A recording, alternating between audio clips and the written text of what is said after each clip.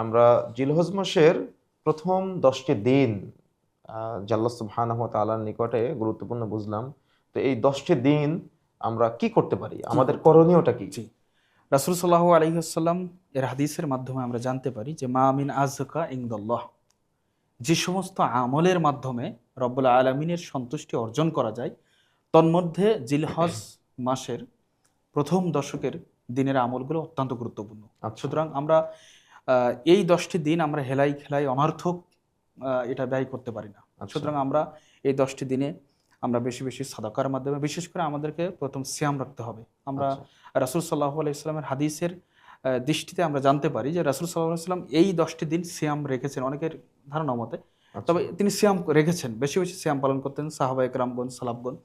সুতরাং আমরা সিয়াম রাখবো, পাশাপাশি আমরা দান সদাকা করব, বিভিন্ন জিকির আজগারে আমরা আমাদের সময় অতিবাহিত করব এবং পাপাচার, পানাহার বা বিভিন্ন প্রকারের অশ্লীলতা থেকে আমরা নিজেকে বিরত রাখবো ইনশাআল্লাহ। আচ্ছা, তার মানে যারা সিয়াম পালন করবে তারা তো পানাহার থেকে বিরত থাকবে এবং সিয়াম পালন যদি কেউ করতে নাও পারে তাহলে পাপাচার, গুনাহের কাজ, অশ্লীলতা, বেহায়াপনা এগুলো থেকে বিরত থাকবে।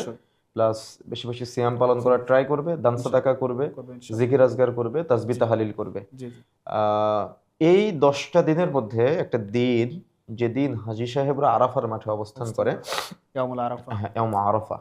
তো হাজী সাহেবরা আরাফার মাঠে অবস্থান করে তারা তত ফজিলত পাচ্ছে। তো যারা আরাফার বাহিরে অবস্থান করে তারা এই সময় কিভাবে অতিবাহিত করবে? যেহেতু এটা নিয়ে ইখতিলাফ রয়েছে, তবে আমরা সার সংক্ষেপ যেটা বলতে পারি সেটা হচ্ছে, যেহেতু রাসূল সাল্লাল্লাহু আলাইহি ওয়াসাল্লাম সিয়ামু ইয়াউমিল আরাফা, আরাফার দিনের সিয়ামের কথা বলেছেন, সুতরাং আমরা দিনের সিয়াম রাখতে পারি ইনশাআল্লাহ। তো আরাফার দিনের সিয়াম যদি আমরা পালন করি তাহলে এটার ফজিলত কি হতে পারে রাসূল সাল্লাল্লাহু আলাইহি ওয়াসাল্লাম থেকে? রাসূল সাল্লাল্লাহু আলাইহি ওয়াসাল্লাম এই ব্যাপারে বলেছেন যে আহতাসিবু আলাল্লাহ, যে আরাফার দিনের সিয়ামের ব্যাপারে আমি আল্লাহ রাব্বুল আলামিনের কাছে আশা রাখি যে রব্বুল আলামিন সিয়াম পালনকারী ব্যক্তির বিগত এবং আগত, পূর্বের এবং পরের যত সগীরা গুনাহ রয়েছে সমস্ত সগীরা গুনাহকে আল্লাহ রাব্বুল আলামিন মাফ করে দেন। সুবহানাল্লাহ। তার মানে একটা সিয়াম পালন করলে 2 বছরের গুনাহের কাফফারা হয়ে যাবে। সগীরা গুনাহ যেগুলো আছে, একটা সিয়াম যদি আমি পালন করি পূর্ববর্তী 1 বছরের, পরের 1 বছরের গুনাহের কাফফারাটা এই সিয়ামটা পালন করলে হয়ে যাবে। তাহলে দর্শকদের আমরা এভাবে বলতে পারি যে আমরা যদি যে হাজিরা যখন আরাফার মাঠে অবস্থান করবে আমরা যদি দিন সিয়াম পালন করি তাহলে এই সিয়ামটা পূর্ববর্তী 1 বছর এবং পরের 1 বছরের গুনাহের কাফফারা হিসেবে আল্লাহ সুবহানাহু ওয়া তাআলার নিকটে যদি সিয়াম কবুলযোগ্য হয় স্বীকৃত হবে ইনশাআল্লাহ। আশা রাখতে হবে। জি। আসসালামু আলাইকুম ওয়া রাহমাতুল্লাহি ওয়া বারাকাতুহু।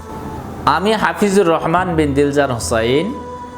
আপনারা দেখছেন মানবতার কল্যাণে ইউনাইট টিভি।